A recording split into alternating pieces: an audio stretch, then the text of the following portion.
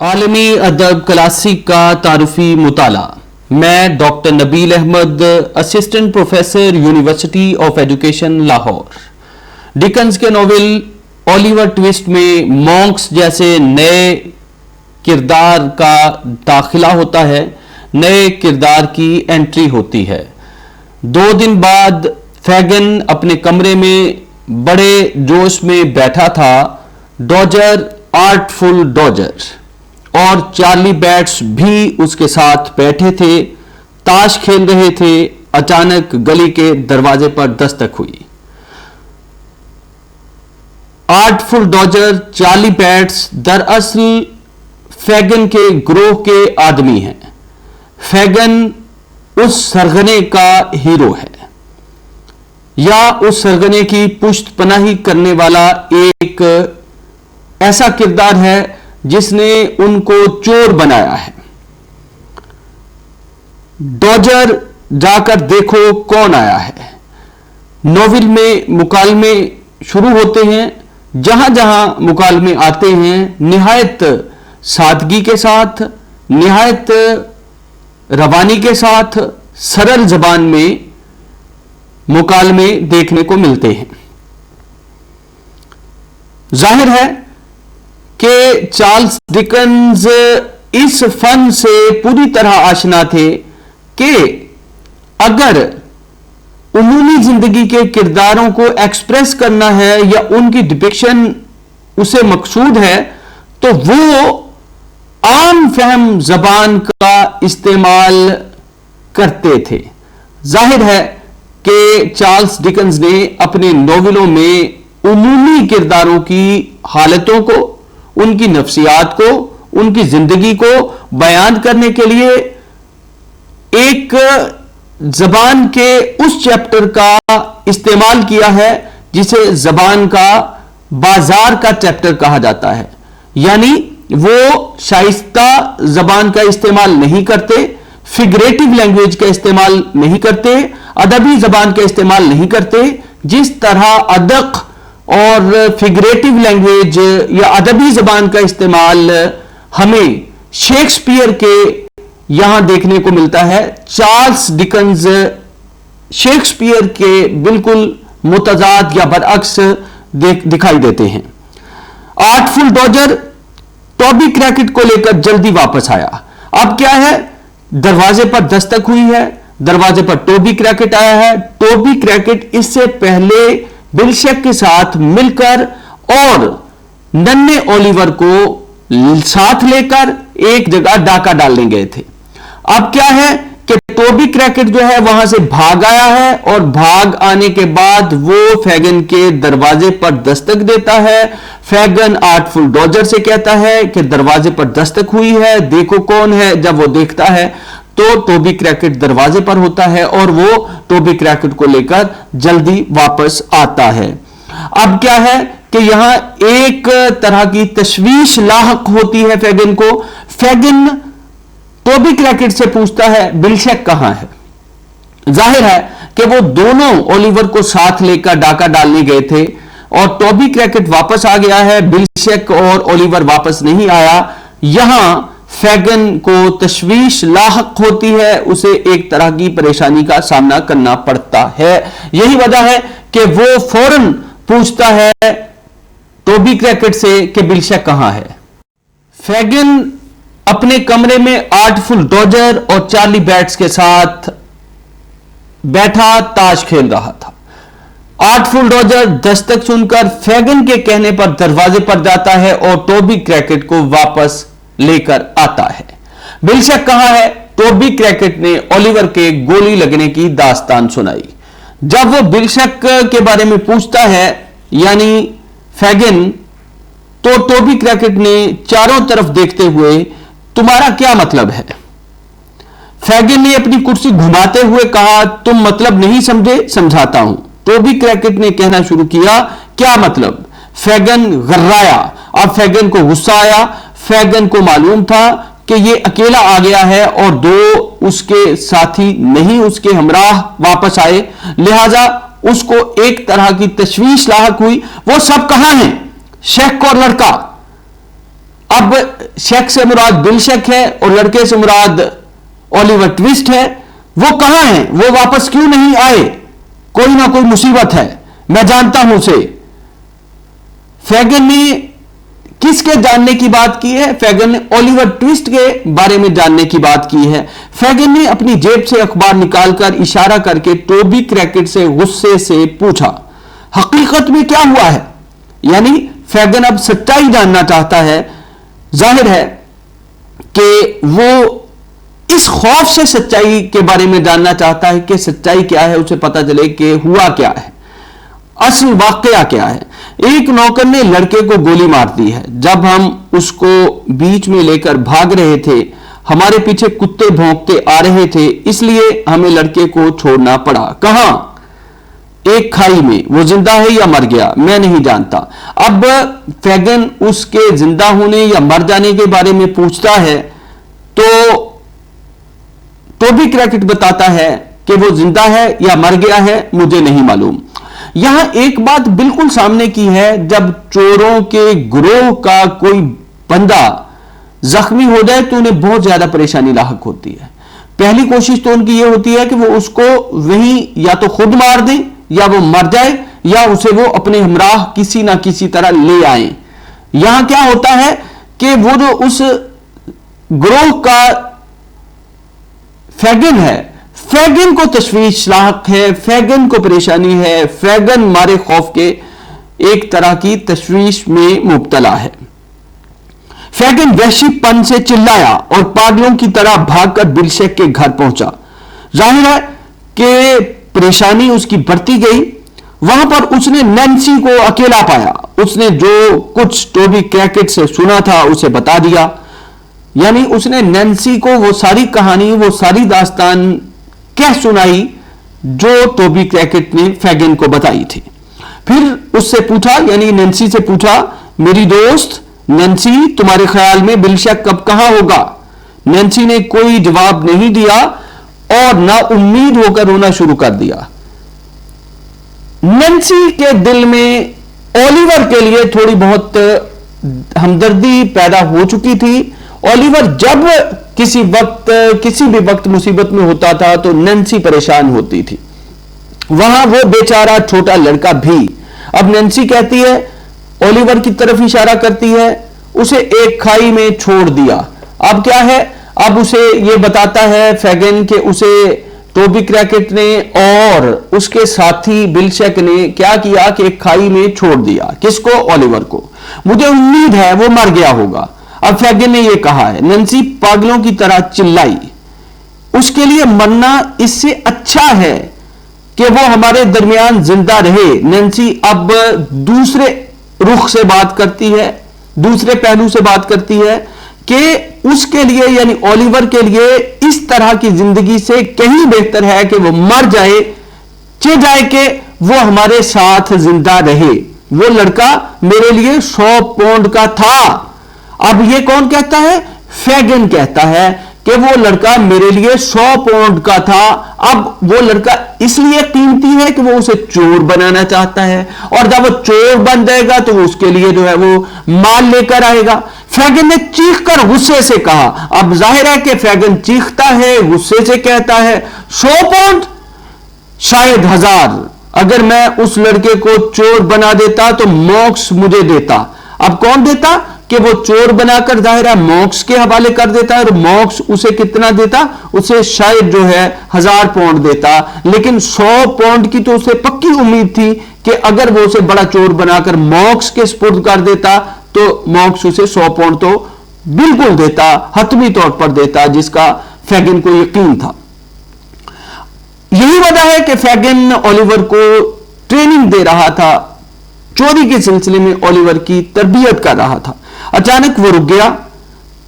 فیگن رک گیا. اس کو احساس ہو گیا کہ وہ کچھ زیادہ کہہ گیا. موکس کون ہے؟ اب نینسی پوچھتی ہے کہ موکس کون ہے.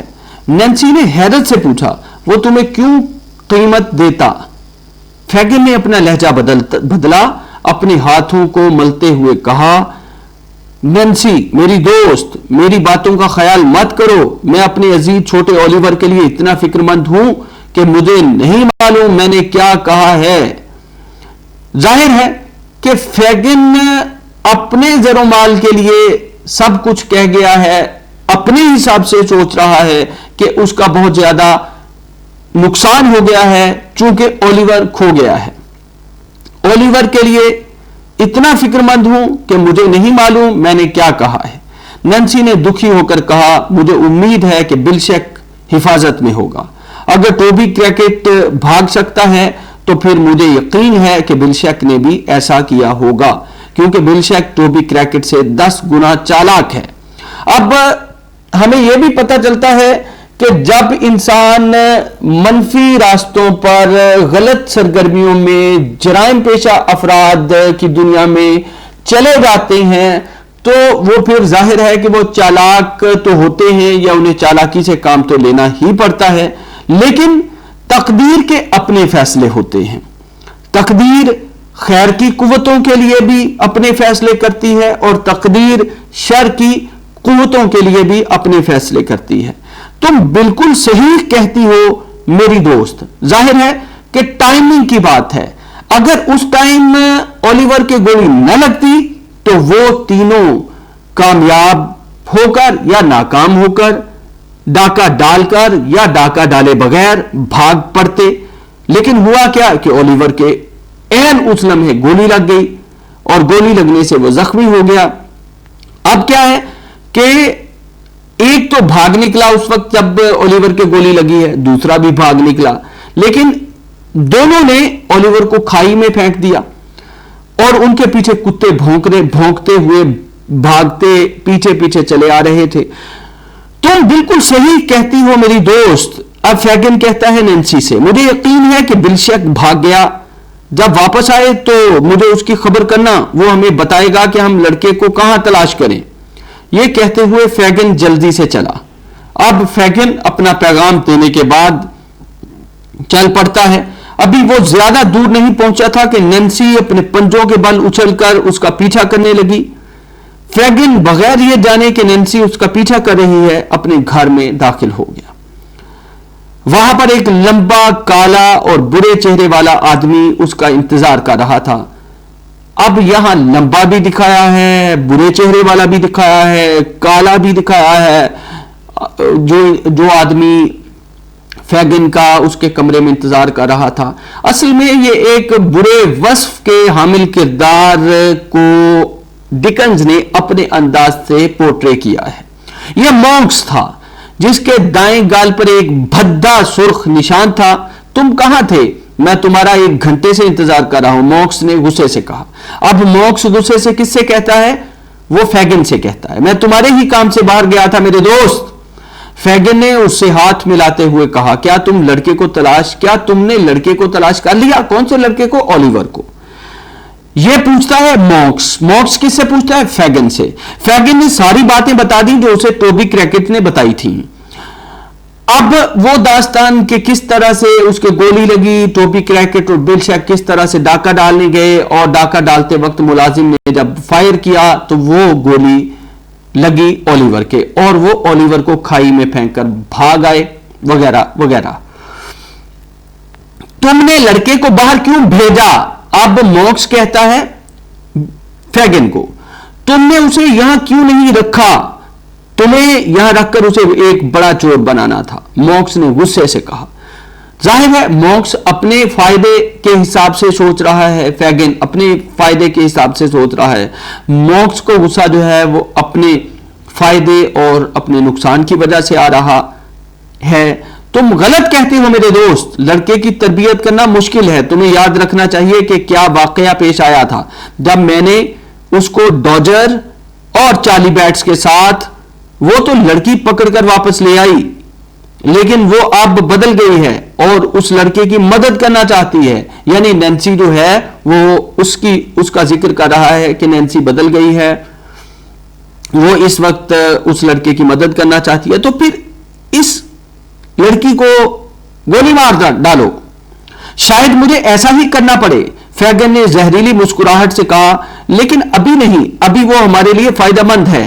اب دیکھیے بات یہ ہے کہ جب کسی جرائم پیشہ گروہ کا کسی کو حصہ بنایا جاتا ہے، تقدیر کی جبریت اس میں شامل ہو، یا کسی کی اپنی منشا شامل ہو، یا سماجی جبریت کا کوئی ایلیمنٹ شامل ہو، تو جب تک ایک کردار جرائم پیشہ افراد یا گروہ کے کام کا رہتا ہے اس وقت تک وہ اس کو زندہ رکھنے کی کوشش کرتے ہیں. جیسے ہی وہ ان کے قابو سے باہر ہو جاتا ہے، ان کے کنٹرول سے باہر ہو جاتا ہے، یا ان کے فائدے کا یا کام کا نہیں رہتا، تو وہ اسے مار دیتے ہیں. یہاں بھی موکس اسے یہی کہتا ہے کہ اس لڑکی یعنی نینسی کو گولی مار دو.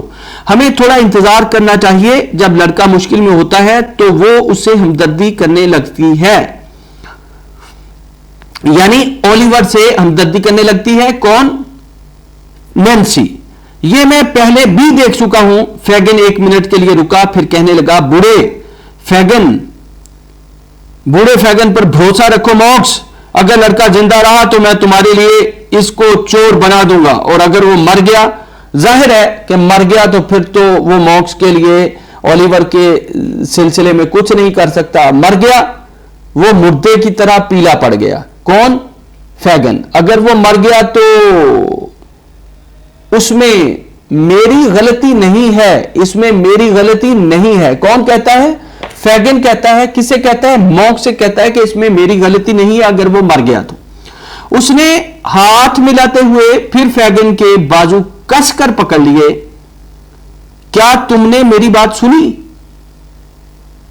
موکس کہتا ہے میں تمہارے لیے کچھ نہیں کروں گا، میں نے کچھ نہیں کیا. اس کے قتل کے لیے موکس غصے میں بھر گیا. غصے کے عالم میں وہ ایک حیوان لگ رہا تھا، جیسے وہ ایک سفید بھوت ہے جس کے گال کا سرخ نشان آگ کی طرح دہک رہا تھا. اس کی آنکھوں سے وحشت برس رہی تھی. اچانک اس نے چلا کر کہا. اب یہ وہ کہانی ہے جو ڈکنز نے ایک اس کردار کے ذریعے ڈیولپ کی ہے جس کا نام نینسی ہے. نینسی نے ان دونوں کی باتیں یہ سنی ہیں، اور ظاہر ہے کہ وہ پرچھائی کی طرح دبے پاؤں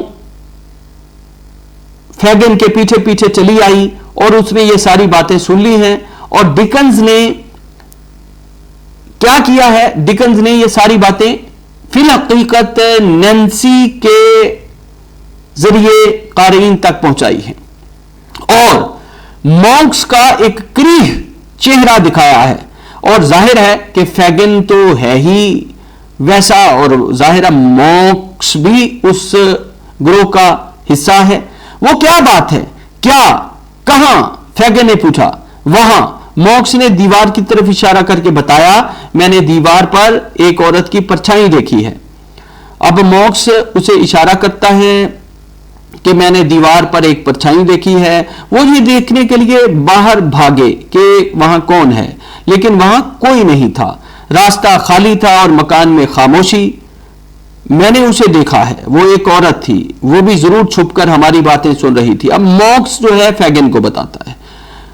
موکس نے بڑے خوف سے اور ڈرتے ہوئے لہجے میں کہا تم نے کچھ نہیں دیکھا، گھر میں کوئی نہیں ہے سوائے ٹوبی کریکٹ اور لڑکوں کے جو گہری نیند سو رہے ہیں.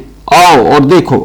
فیگن موکس کو ہر کمرے میں لے گیا جہاں کوئی نہیں تھا سوائے 3 چوروں کے جو خراٹے لے کر سو رہے تھے. اب وہ اسے تسلی دے رہا ہے، اس کے طمانینت قلب کا سامان کر رہا ہے. کس کے؟ موکس کے. اور موکس کو تسلی دیتا ہے. تم نے دیکھا، تم غلطی پر ہو. فیگن نے کہا. فیگن نے موکس سے کہا کہ تم غلطی پر ہو، تمہیں شک ہوا ہے یا وہم ہوا ہے. شاید میں غلطی پر تھا. موکس جو ڈر کی وجہ سے کپ کپا رہا تھا یہ کہہ کر چلا گیا. اب یہ نہیں ہے کہ موکس کا اگر لمبا قد ہے، کالا چہرہ ہے اور ایک خوفناک تل ہے اس کے رخسار پر تو اس کے اندر خوف کا ایلیمنٹ نہیں ہے. موکس کے اندر بھی خوف کا ایلیمنٹ موجود ہے. وہ کیوں؟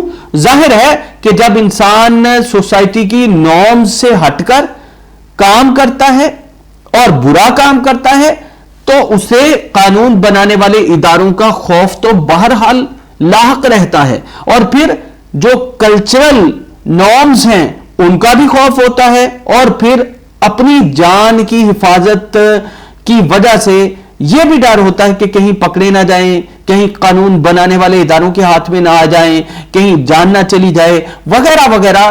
تو کئی طرح کے فیئرز ہوتے ہیں جو اس طرح کے گروہوں کے ساتھ جڑے ہوئے لوگ ہوتے ہیں، جو ان کے ذہن کا، ان کی نفسیات کا حصہ بن چکے ہوتے ہیں. اب فیگن بھی خوف کی کیفیت میں تھا جب مونکس نے بتایا کہ میں نے ایک پرچھائی دیکھی ہے، ایک عورت کی پرچھائی، کہ جو ہماری باتیں سن رہی تھی، وہ عورت چھپ کر سن رہی تھی وغیرہ وغیرہ. اب کیا ہے کہ فیگن اسے یقین دلاتا ہے کہ نہیں، ایسا کوئی نہیں ہے، ایسا کچھ نہیں ہے. اور وہ کسی حد تک جب اپنے کمرے میں لڑکوں کے بارے میں بتاتا ہے کہ لڑکے سوئے ہوئے ہیں، یعنی وہ خدراٹے لے رہے ہیں وغیرہ وغیرہ، تو وہ کسی حد تک جو ہے اس کو اطمینان ہوتا ہے، اور وہ اس تسلی کی کیفیت کے بعد مارے خوف کے، یعنی اندر اس کے خوف بہرحال رہتا ہے مونکس کے، اور وہ وہاں سے چلا جاتا ہے. اولیور کے جب گولی لگی تو اس کو مسز میلی اور مس روز نے سہارا دیا اور وہ زندہ بچ گیا. حویلی میں مسٹر گلز، حویلی میں کھانے کے کمرے میں ناشتے کی میز پر 2 عورتیں بیٹھی تھیں، ایک بوڑھی اور ایک 17 سال کی نوجوان عورت. حویلی میں کھانے کے کمرے میں ناشتے کی میز پر 2 عورتیں بیٹھی تھیں. مسٹر گلز اب صاف ستھرا کالے رنگ کا لباس پہنے ادب سے کھڑے تھے. ان عورتوں میں ایک بوڑھی اور ایک 17 سال کی نوجوان عورت تھی. برٹلز کو گئے ہوئے بہت دیر ہو گئی تھی. بوڑھی عورت نے گلز سے کہا. گلز نے اپنی گھڑی دیکھ کر کہا، 1 گھنٹہ ہمیں اور 30 منٹ ہو گئے ہیں مم. اسی وقت باغ کے دروازے پر ایک گاڑی رکی جس میں سے ایک بھاری بھرکم شریف آدمی اترا اور پھر جلدی سے کمرے میں چلا گیا. اس نے حیرت اور تعجب سے پوچھا.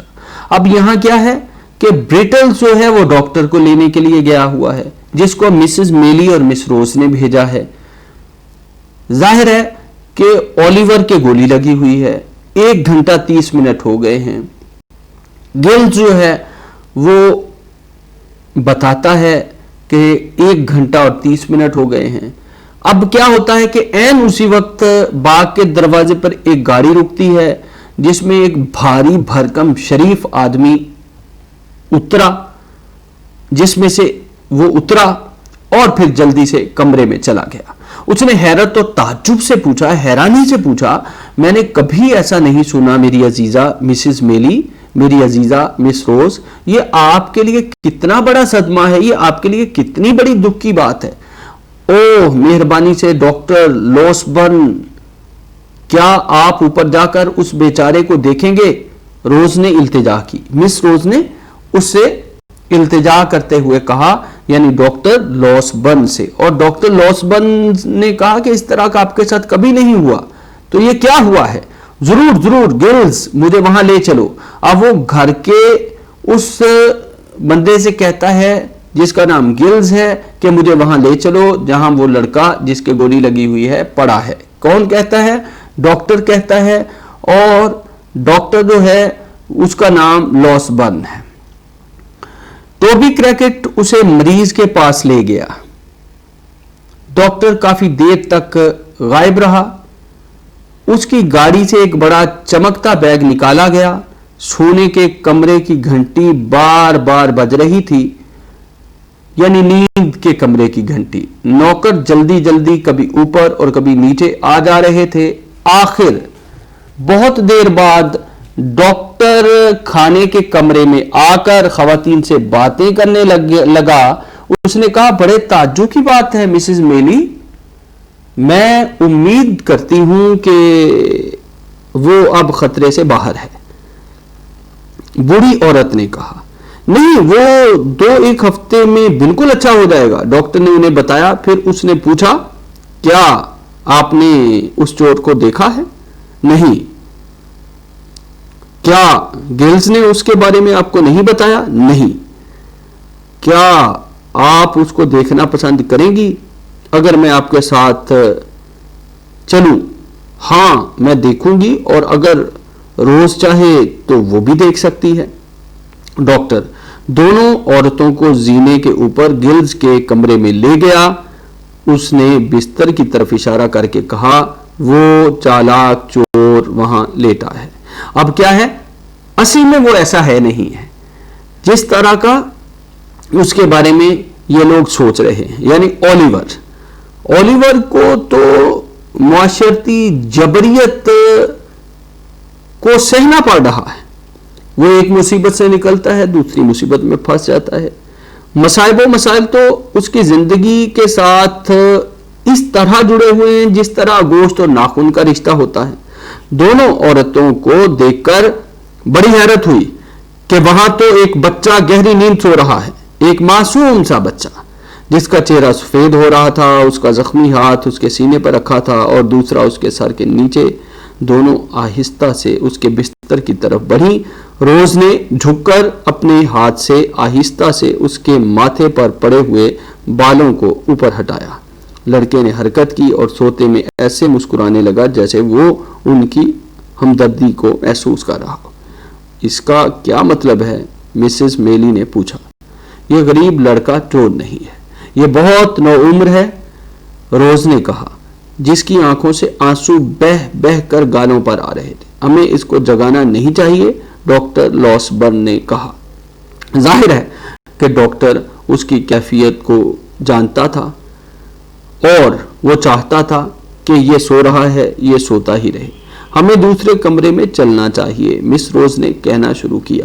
سوچو یہ کتنا نو عمر ہے، شاید اس کو ماں کا پیار نہیں ملا، شاید اس کا کوئی گھر بھی نہیں ہے، بیچارہ آنٹی اس لڑکے کو جیل نہ بھیجیے گا۔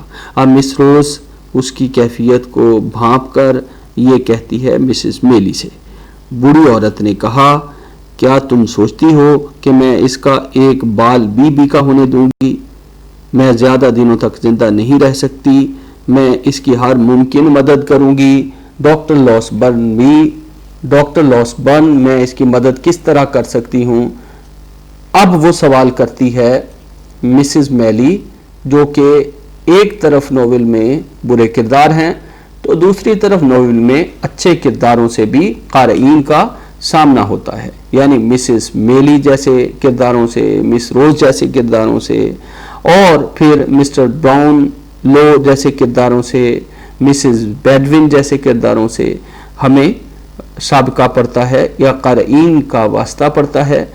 اچھے کردار بھی ہیں ناول میں، بالکل ایسے ہی جیسے کسی دنیا کے کسی بھی خطے میں اچھے انسان بھی ہوتے ہیں جو اچھی صفات اور اچھے کردار اور اچھے اوصاف کے حامل ہوتے ہیں، تو ان کے ساتھ ساتھ برے کردار بھی ہوتے ہیں۔ یعنی دن ہے تو دن کی روشنی ہے، دن کی روشنی کو اگر خیر کی علامت کہہ لیجئے تو رات ہے، ویسے تو رات سکون کی علامت ہے، یا سیاہی کی کہ اس تارے کو لے لیجئے کہ زندگی میں تاریکی کے ساتھ اگر نور ہے تو نور کے ساتھ تاریکی بھی جڑی ہوئی ہے۔ ڈاکٹر لاسبرن میں اس کی کیسے مدد کر سکتی ہوں؟ مسز میلی اب اس کے لیے ہمدردی پر آمادہ ہے۔ ڈاکٹر لاسبرن سوچ کر بتاتا ہے۔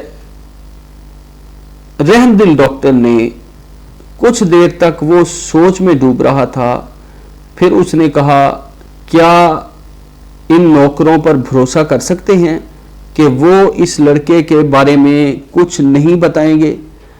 اب ڈاکٹر بھی ہمدرد ہے۔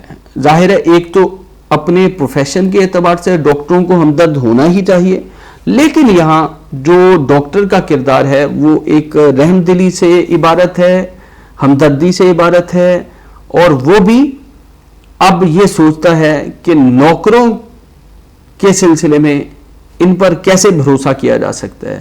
وہ وہی کریں گے جو میں ان سے کہوں گی۔ مسز میلی کہتی ہے کہ یہ میری بات مانیں گے۔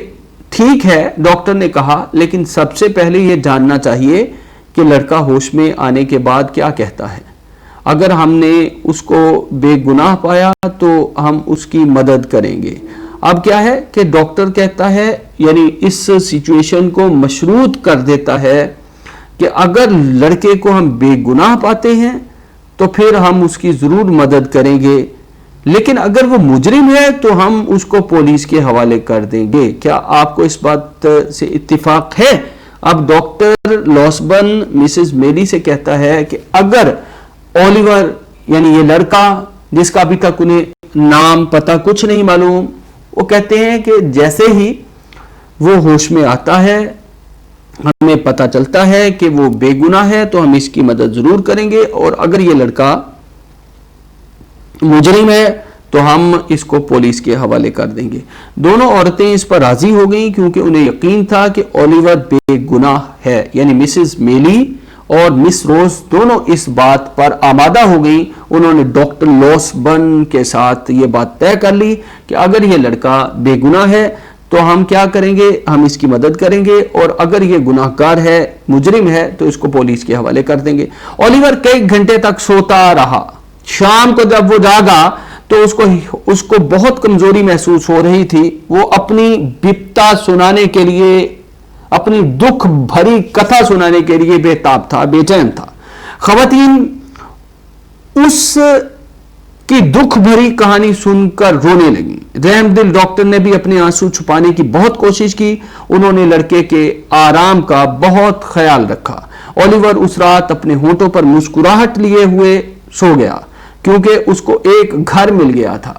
یعنی اب اولیور نے جب انہیں اپنی دکھ بھری کہانی سنائی ہے تو کیا ہے کہ وہ ایک بری سچویشن سے چند لمحات کے لیے ہی صحیح، ایک دو روز کے لیے ہی صحیح، وہ اچھی کیفیت میں آ گیا ہے، اچھی جگہ پر آ گیا ہے، اچھے مقام اور اچھے موڑ پر آ گیا ہے، اور اس کے ہونٹوں پر مسکراہٹ بھی ہے اور وہ آرام بھی کر رہا ہے. اور بے گھری میں اگر ایک بچے کو گھر مل جائے اور پھر اوپر سے ہمدردی اور شفقت مل جائے اور پیار مل جائے اور رحم کرنے والے لوگ مل جائیں تو اسے اور کیا چاہیے. اصل میں یہ وہ مکروہ چہرہ ہے اس سوسائٹی کا جو 1802 سے لے کر 1870 کے درمیان کی یونائٹڈ کنگڈم کی سوسائٹی ہے جس کو چارلس ڈکنز نے دکھایا ہے. چارلس ڈکنز اگرچہ ان وجوہ کو تلاش نہیں کرتا یا ان وجوہات کو تلاش نہیں کرتا کہ ایک گروہ اگر چوری کرتا ہے تو اس کے پیچھے تحرکات کیا ہیں، اس کے پیچھے ریزن کیا ہے. وہ صرف اور صرف جو ہے وہ واقعاتی صورتحال کو دیکھتا ہے اور دکھاتا چلا جاتا ہے. ان بٹوین دی لائن کیا ہے، ایک گروہ اگر چوری کر رہا ہے تو ایسا کیوں ہوا کہ وہ اس کام کے لیے اپنے آپ کو کیوں تیار کرتے ہیں، وہ اس کی ریزنز کے پیچھے نہیں جاتا. اس کے پیچھے ان کے مصائب کیا ہیں، ان کے مسائل کیا ہیں، ان کے مصائب و مسائل کو وہ جاننے کی کوشش ہی نہیں کرتا. ظاہر ہے کہ یہ آشوب کی کیفیت ہے جس سے 1802 سے لے کر 1870 کے بیچ کا یونائٹڈ کنگڈم جیسا ملک دو چار تھا، جس کو چارلس ڈکنز نے اپنے ناولوں کے ذریعے دکھایا ہے. اور اولیور ٹوسٹ میں بھی ہمیں یہی کچھ جو ہے وہ دیکھنے کو ملتا ہے.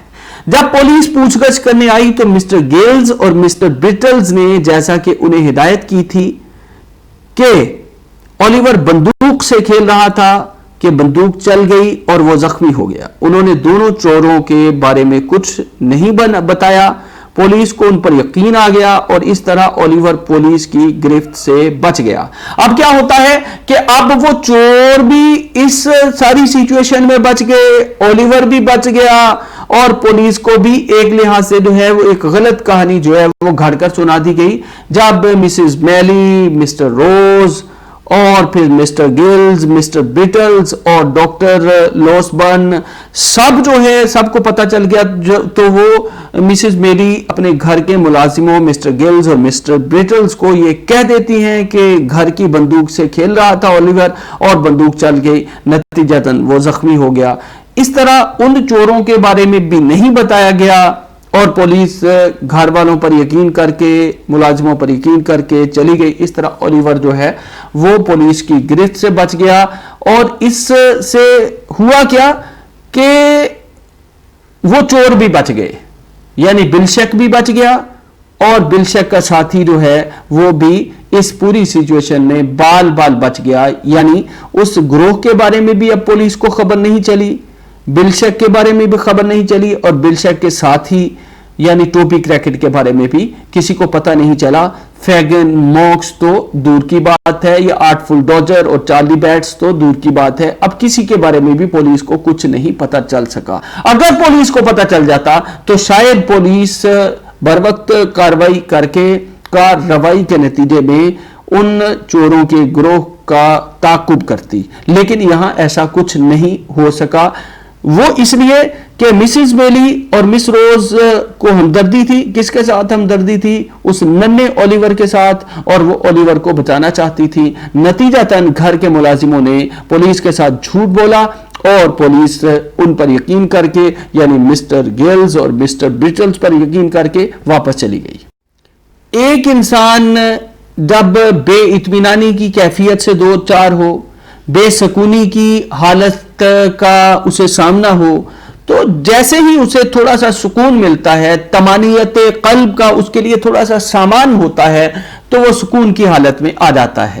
اب اولیور کے ساتھ بھی یہی ہوتا ہے. اولیور ایک ٹریجڈی سے تو گزرا ہے, ایک حادثے سے تو گزرا ہے, ایک انمیاتی کیفیت سے تو وہ گزر رہا ہے, لیکن ساتھ ہی ساتھ اس کو کچھ وقت کے لیے چھٹکارا مل گیا ہے چوروں کے گروہ سے یعنی فیگن سے, اور فیگن کے جو شاگرد چور ہیں ان سے. مسز میلی اور مس روز کے پاس اولیور کو خوشی اور سکون ملا.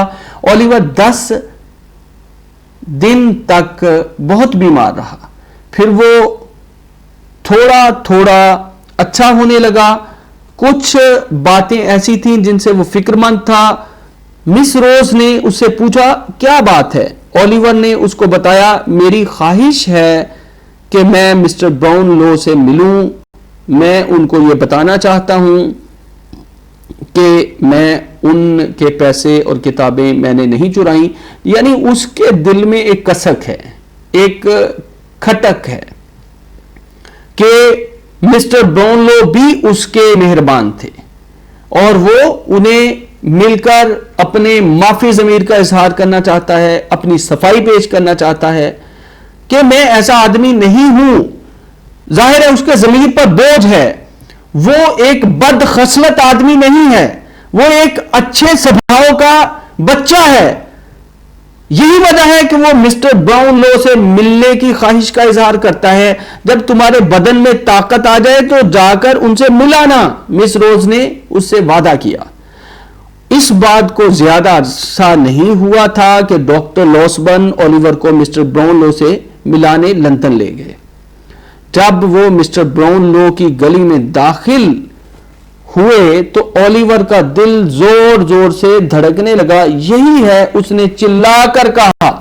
یعنی اسے خوشی ہوئی, اور وہ خوشی کی کیفیت میں ڈاکٹر لوسبن سے کہتا ہے یہی ہے.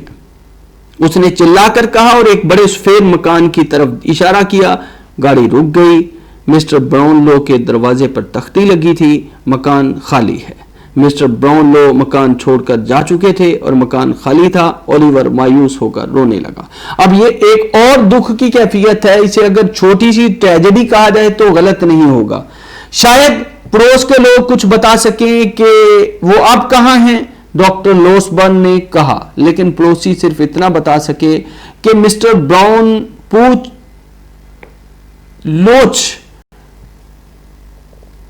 ہفتے پہلے ڈاکٹر لوسبن کو بتایا کہ مکان چھوڑ کر گئے ہیں. انہوں نے یہ بھی بتایا کہ ان کی مالکہ مکان اور دوست مسٹر گریم وگ بھی ان کے ساتھ گئے ہیں. اب ظاہر ہے کہ مسٹر گریم وگ مالکہ مکان مسٹر براؤن کچھ ہفتے پہلے وہ مکان چھوڑ گئے. اولیور اور ڈاکٹر لوسبن کا اب وہاں ٹھہرنا بیکار تھا, اس لیے وہ واپس آ گئے. اولیور بہت غمزدہ تھا, مغموم تھا, پریشان تھا, حالانکہ وہ ایک طرح سے اپنے گھر ہی جا رہا تھا جہاں اس کو مسز میلی اور مس روز کا پیار اور رحم دل ڈاکٹر لوسبن کی ہمدردی ملنے کا یقین تھا. اب وہ ایک لحاظ سے انہیں اپنا گھر ہی سمجھ رہا تھا، یعنی ان دونوں کا، یعنی مسز میلی کا اور مس روز کا جو گھر ہے وہ اس کو اپنا گھر ہی سمجھ رہا تھا۔ موسم بہار کے شروع میں مسز میلی اولیور کو اپنے شہر کے مکان میں لے گئی، جہاں باغوں میں پھلوں کے درخت تھے اور کھیتوں میں پھول کھلے تھے، پھر ان پر کیسے پرندے گانا گاتے تھے۔ اولیور کو ایسا سکون اور خوشی کبھی نہیں ملی تھی۔ ہر صبح اولیور ایک شریف بوڑھے آدمی سے پڑھنے لکھنے جاتا، مسز میلی اور مس روز کے ساتھ چہل قدمی کرتا۔ اب کیا ہے کہ ناول میں ایک لحاظ سے ایک تبدیلی آتی ہے، ایک سچویشن جو ہے اس میں بدلاؤ آتا ہے۔ ہر صبح اولیور ایک شریف بوڑھے آدمی سے پڑھنے لکھنے جاتا، مسز میلی اور مس روز کے ساتھ چہل قدمی کرتا، شام کو وہ ایک ساتھ مل کر باتیں کرتے یا روز ان کو کچھ پڑھ کر سناتی۔ اکثر مس روز پیانو بجا کر گانا گاتی، بوڑھی مسز میلی اس کو بڑی محبت سے سنا کرتی۔ اولیور بھی رات کو وہ آرام سے صاف ستھرے بستر پر علیحدہ کمرے میں سوتا۔ 3 مہینے اولیور ٹوسٹ کے لیے بہت خوشی کے دن تھے۔ اب کیا ہے کہ 3 مہینے تک جو ہے اولیور کی زندگی میں سکون آ جاتا ہے، یعنی مسٹر گرموگ، مسٹر براؤنلو، مسز بیڈوین کے بعد مسز میلی اور مس روز، جب اولیور کے گولی لگتی ہے تو اس کی ایک کے بعد دوسری جگہ پر، دوسرے موڑ پر، دوسرے مقام پر اچھے لوگوں سے ملاقات ہوتی ہے، تو اب تھوڑے وقت کے لیے اس کی لائف میں پھر، اس کی زندگی میں پھر سکون آ گیا ہے، لیکن اس کی یہ خوشی کیا زیادہ دیر تک قائم رہی؟ اب یہ سوال یہ پیدا ہوتا ہے۔ نہیں، زیادہ نہیں۔ آرٹفل ڈاجر نے پتہ لگا لیا تھا کہ اولیور کہاں رہتا ہے۔ فیگن اس کے پیچھے لگا تھا اور مونکس بھی۔ کسی پراسرار مقصد کے لیے مسٹر مونکس اولیور کو ایک مجرم بنانا چاہتا تھا۔ ایک شام کو اولیور نے دونوں کو ایک ساتھ دیکھا۔ واقعہ کچھ اس طرح پیش آیا کہ اولیور اپنے کمرے میں پڑھ رہا تھا، اس کی میز کھڑکی کے قریب تھی، شام کافی ہو گئی تھی۔ اولیور پڑھتے پڑھتے میز پر سر رکھ کر سو گیا تھا۔ سوتے میں اس نے ایک خوفناک خواب دیکھا کہ وہ فیگن کے کمرے میں ہے، پھر وہ ایک چیخ مار کر جاگ گیا۔ کھڑکی میں 2 شیطان چہرے اس کی طرف دیکھ رہے تھے۔ اب کیا ہے کہ ناول نگار نے اپنے طریقے سے کہانی کو ڈیولپ کیا ہے۔ اب کیا ہے، آرٹفل ڈاجر، مونکس، فیگن سب اس کا پیچھا کر رہے تھے، اس کا تعاقب کر رہے تھے۔ اب وہ ایک خواب دیکھتا ہے اور خواب کے بعد اس کی آنکھ کھلتی ہے، اور جب وہ آنکھ کھلتی ہے تو وہ دیکھتا ہے کہ کھڑکی کے باہر جو ہے وہ 2 لوگ اس کو دیکھ رہے ہیں۔ فیگن کا چہرہ اور سرخ نشان والے کا اولیور مدد کے لیے چلایا۔ اب اولیور نے جو ہے وہ مونکس کو دیکھا ہے، فیگن کو دیکھا ہے۔ گلز اور بریٹلز اور ڈاکٹر لاسبن بھاگے ہوئے آئے، ان کے ساتھ مسز میلی اور مس روز بھی تھی۔ یہ فیگن ہے، وہاں باہر فیگن ہے، اولیور نے خوف بھرے لہجے میں کہا۔ وہ سب بھاگ کر باغ میں گئے اور ہر جگہ تلاش کیا، لیکن دونوں مجرم فرار ہو چکے تھے۔ اب کیا ہے کہ یہ ایک لحاظ سے ریالٹی کا بیانیہ ہے جس کو ڈکنز نے یہاں اپنے انداز سے ایکسپریس کیا ہے۔ اب کیا ہے کہ وہ پہلے خواب دیکھتا ہے، آنکھ اس کی کھل جاتی ہے اور پھر وہ مجرم فرار ہو جاتے ہیں۔ شاید تم نے خواب دیکھا ہے میرے لڑکے، ڈاکٹر نے کہا۔ نہیں، میں نے انہیں جاگتے میں دیکھا ہے، ڈاکٹر نے گھبرا کر کہا۔ میری سمجھ میں کچھ نہیں آتا کہ فیگن ابھی تک اس لڑکے کے پیچھے کیوں لگا ہے۔ اس کے پیچھے ضرور کوئی راز ہے، اور وہ سرخ نشان والا آدمی اولیور کے پیچھے کیوں پڑا ہے۔ میں چاہتا ہوں کہ میں اس راز کو معلوم کروں۔ اب ڈاکٹر جو ہے یہ جاننا چاہتا ہے کہ فیگن اور وہ شخص جس کے چہرے پر سرخ نشان ہے وہ اس کے پیچھے کیوں پڑے ہیں۔ وہ اس حقیقت کو جان کر دم لینا چاہتا ہے۔ کون؟ ڈاکٹر لاسبن۔ ایک ملاقاتی مسٹر بمبل سے ملنے آتا ہے۔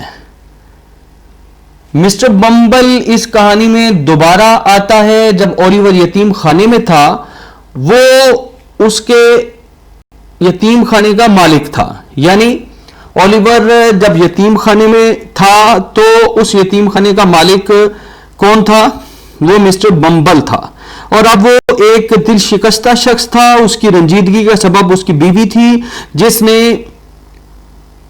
اس کا حال برا کر رکھا تھا. شادی سے پہلے اس کی بیوی اس کے ساتھ اور طرح کی صورتحال سے پیش آتی تھی اور شادی کے بعد اس کے ساتھ ایک اور انداز سے پیش آتی تھی. مسٹر بمبل یتیم خانے کی مالکن تھی. شادی سے پہلے وہ بے زبان اور فرما بردار تھی لیکن شادی کے بعد وہ بالکل بدل گئی تھی. مسٹر بمبل اس کی بد زبانی اور بھاری ہاتھوں سے ڈرتا تھا. وہ اکثر اسے مارتی تھی اسی طرح جیسے وہ لڑکوں کو مارتا تھا. مسٹر بمبل کی زندگی اب بہت دکھی تھی.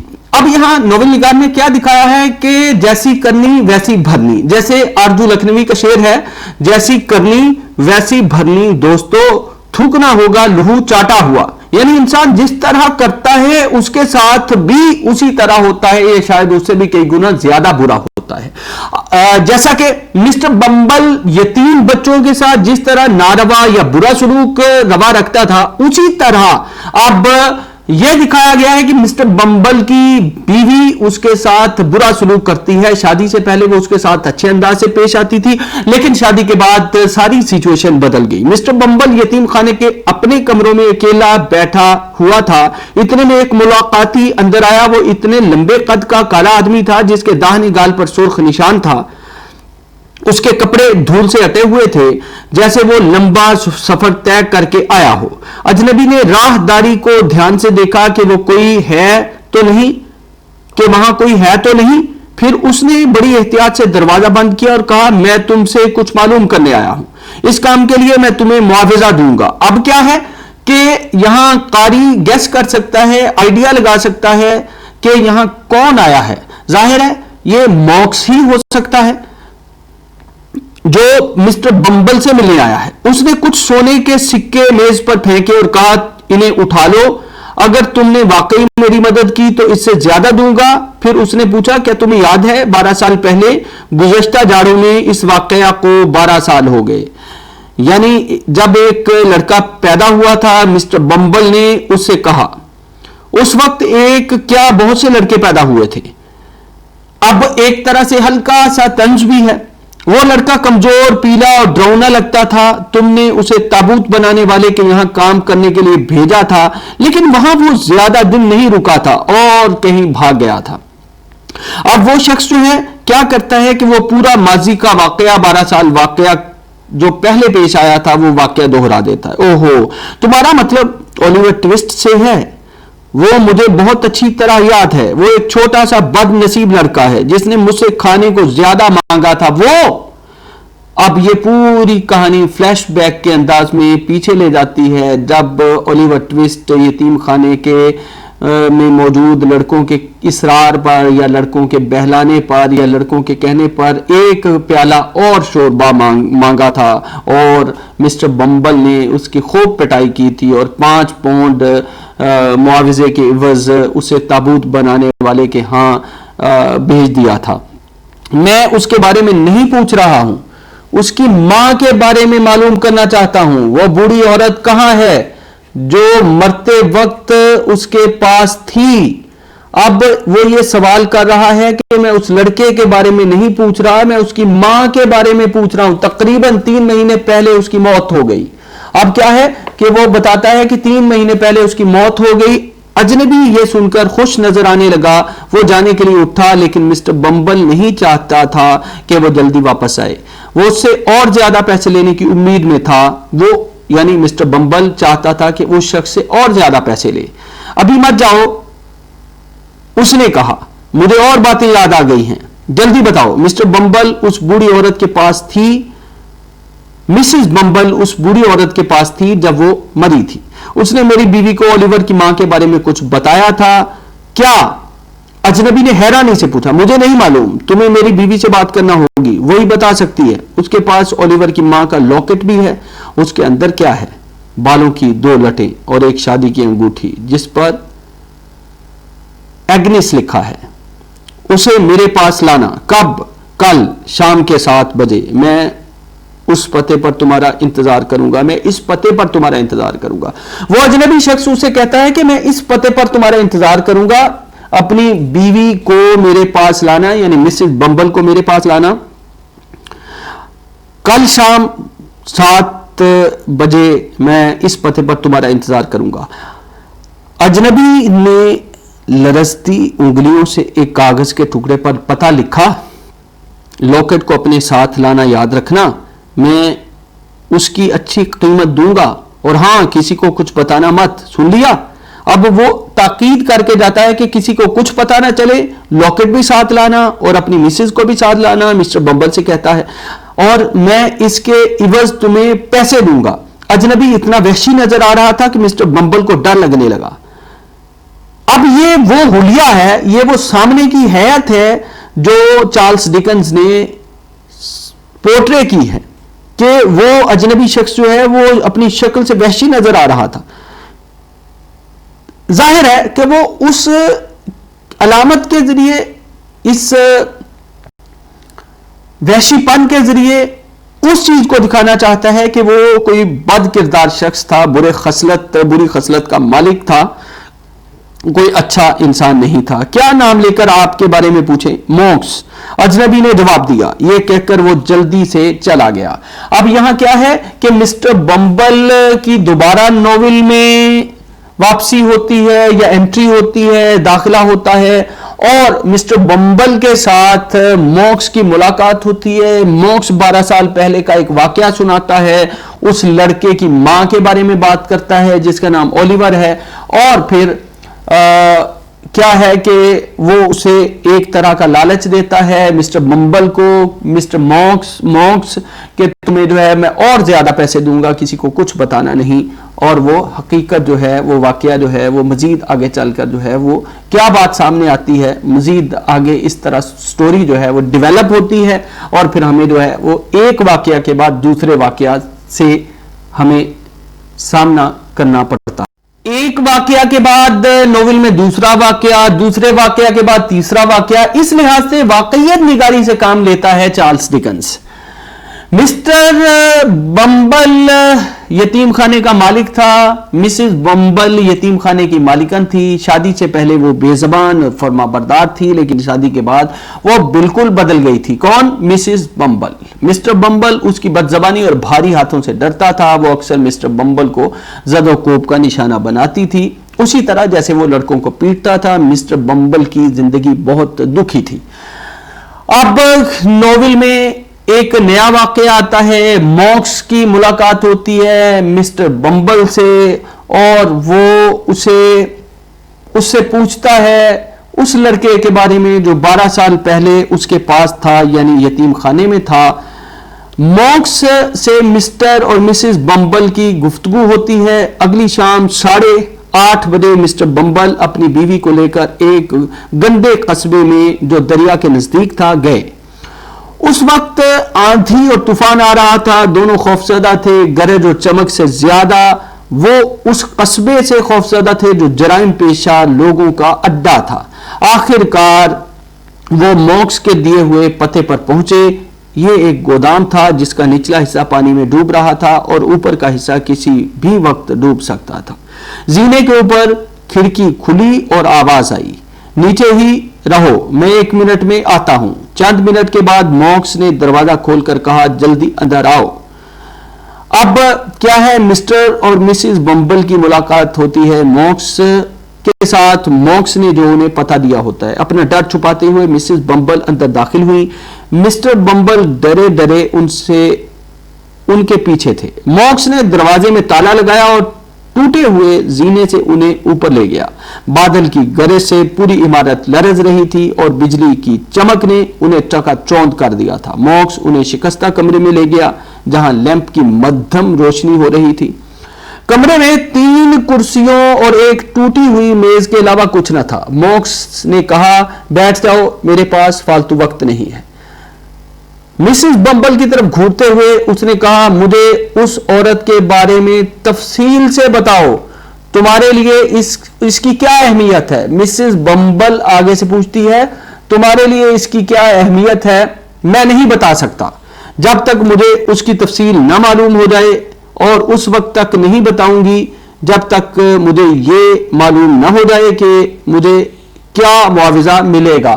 اب وہ بھی ایک شرط عائد کر دیتی ہے.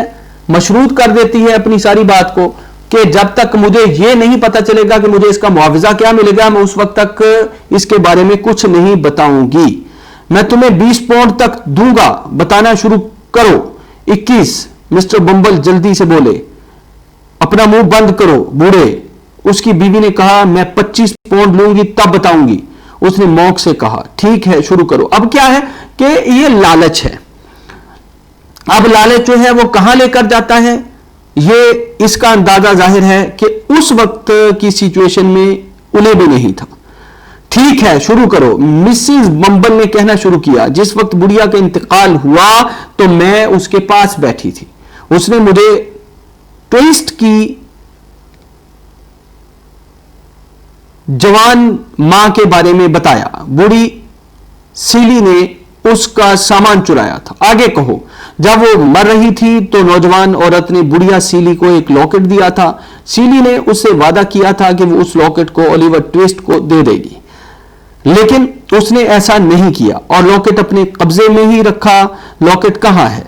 25 پاؤنڈ کہاں ہیں؟ مونکس نے 25 پاؤنڈ گن کر میز پر رکھ دیے جنہیں مسز بمبل نے اٹھا کر اپنے پرس میں رکھ لیا. پھر اس نے اپنی جیب سے چمڑے کا ایک چھوٹا سا بٹوا نکال کر میز پر رکھ دیا اور کہا لاکٹ اس میں ہے. مونکس نے جھپٹ کر بٹوا اٹھایا اور لرزتے ہاتھوں سے اسے کھولا اور سونے کا لاکٹ نکالا جس میں 2 بالوں کی لٹیں اور شادی کی انگوٹھی رکھی تھی. کیا اس میں صرف یہی چیزیں ہیں؟ ہاں. مونکس نے اچانک انہیں حکم دیا حرکت مت کرنا, جہاں ہو وہیں بیٹھے رہو. یہ کہتے ہوئے اس نے میز کو ایک طرف ہٹایا جس کے نیچے لوہے کا ایک کڑا تھا. مونکس نے کڑے کو کھینچا تو فرش میں ایک چور خانہ نظر آیا. آؤ اور دیکھو اس نے کہا اور لیمپ کی روشنی چور خانے کے قریب کر دی. مسٹر اور مسز بمبل سوراخ کے نزدیک آئے اور نیچے جھانک کر دیکھا. ان کے نیچے دریا بڑی تیزی سے بہہ رہا تھا. مونکس نے لاکٹ کو دریا میں پھینک دیا اور اس کو بہتے ہوئے دیکھتا رہا. اب یہ کبھی نظر نہیں آئے گا. پھر اس نے مسٹر بمبل اور ان کی بیوی کی طرف مڑ کر کہا اب تم جا سکتے ہو, اور ہاں اپنی زبان بند رکھنا, اور اگر ایسا نہیں کیا تو. اب کیا ہے کہ وہ یہاں دھمکی دیتا ہے مسٹر بمبل اور مسز بمبل کو. مونکس. مسٹر بمبل اور ان کی بیوی جلدی سے زینے کی طرف بھاگے. وہ بہت خوفزدہ تھے لیکن وہ طوفان سے زیادہ مونکس سے ڈر رہے تھے. وہ جلدی سے بارش اور اندھیرے میں ہی اپنے گھر چلے گئے. بادل اب بھی گرج رہے تھے اور بجلی بھی چمک رہی تھی. اب ناول نگار نے ایک خوف کا منظرنامہ ایکسپریس کیا ہے, یعنی ایک ایسی فضا بنائی ہے کہ جس سے جو ہے وہ مونکس کا خوف ان کے دل پر بیٹھ جائے. اور یہ ہے اصل میں جرائم کی دنیا.